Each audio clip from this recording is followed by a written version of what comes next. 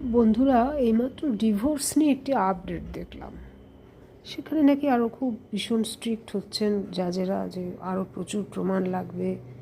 সে এটাকে এত বেশি ইলাবোরেট করছিল, এক কথা 100বার বলছিল। আমি তার থেকে যেটুকু আহরণ করতে পেরেছি আপনাদের সঙ্গে শেয়ার করার চেষ্টা করছি।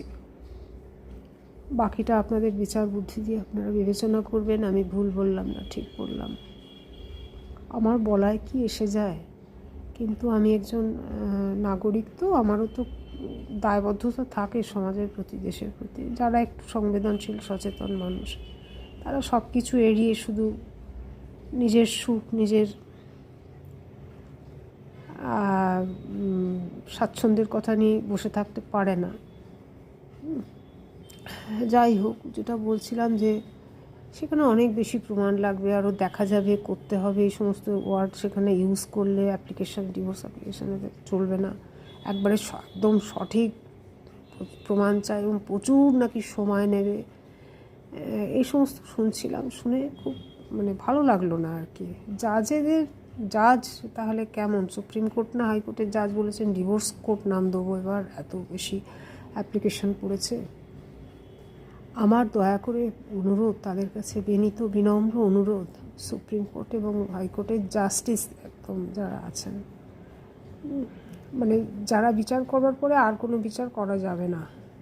যত রকম 5 জনের ডিভিশন বেঞ্চ না কতজনের হয়, 7 জনের, যতজনের 10 জনের, সবটার লাস্ট সেটা সবাই কিছু কিছু মহিলাকে, যেসব মহিলারা আবেদন করেছেন, মেয়েরা, এবং খুব বেশি দিন হয়নি হয়তো, কত কী রকম কষ্ট, দুঃখ, অপমান, যন্ত্রণা পেলে যে তারা এই পথটা বেছে নিতে। আমিও জানি একটি মেয়ের 8 মাস বিয়ে হয়েছে, সে ডিভোর্সের কথা ভাবছে, এত বিশ্বাসভঙ্গ হয়েছে।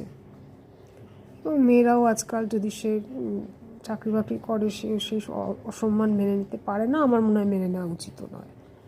আর ওই অ্যাডজাস্টমেন্ট, ওই আর একটা অদ্ভুত শব্দ, কার সাথে অ্যাডজাস্ট করবে?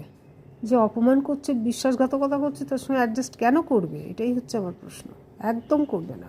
আর আপনারা ওই রকম কতগুলো মেয়েদের উপরেই পচা বিয়েটা চাপিয়ে দয়া করে রাখবেন না। মেয়েদের সঙ্গে, কয়েকটা মেয়ের সঙ্গে কথা বললে আপনি বুঝতে পারবেন আসল চিত্রটা কীভাবে হাজব্যান্ডরা তাদের উপর দুর্ব্যবহার করে এবং কীভাবে দমিয়ে রাখার চেষ্টা করে। আর এই পচা বিয়ে থেকে তাদের যত তাড়াতাড়ি পারবেন অব্যাহতি দেবেন। তারপর তাদের জীবন তারা যা বোঝে করবে। আমার মনে হয় না আর দ্বিতীয় বিবাহে যাবে।